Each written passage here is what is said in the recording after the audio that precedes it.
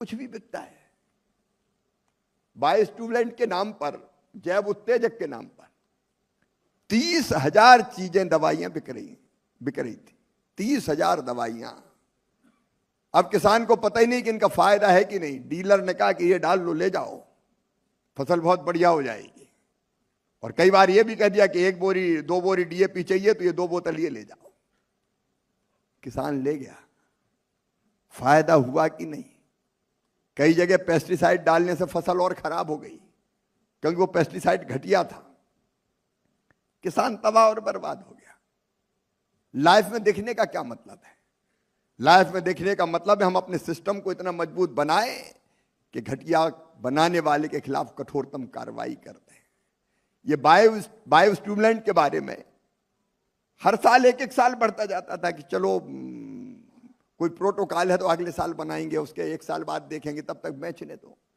इस बार स्ट्रिक्टली हमने तय किया कि किसी भी हालत में आईसीआर के कोई संस्थान हो या एग्रीकल्चर यूनिवर्सिटी, जब तक 3 जगह डाल के देख के ये सिद्ध नहीं हो जाता कि इससे किसानों को कोई फायदा है, तब तक वो उत्पाद हम बेचने नहीं देंगे, उसको अधिकृत मानेंगे ही नहीं, वो अवैध हो जाएगा।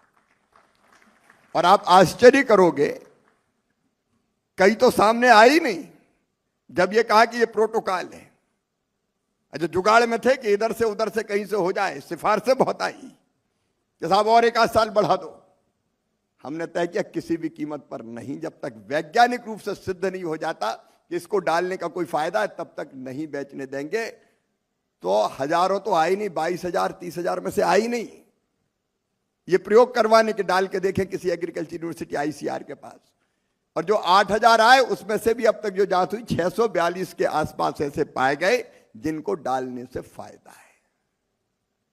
अब ये कौन का काम है बताइए? कि हम किसान को लुटते देख सकते हैं? अगर किसान लुटता रहे और हम बैठे रहें तो हमारा और हमारे विभाग का मतलब क्या है? सरकार लाइफ में देखने का मतलब है ऐसी चीजों को सख्ती के साथ हम कैसे रोक दें। उसके लिए अब नया कानून बनाने की तैयारी कर रहे हैं। जो बेईमान हैं उनको किसी भी कीमत पर छोड़ा नहीं जाएगा, यह हमारा संकल्प है। और तब सरकार लाइफ में दिखेगी।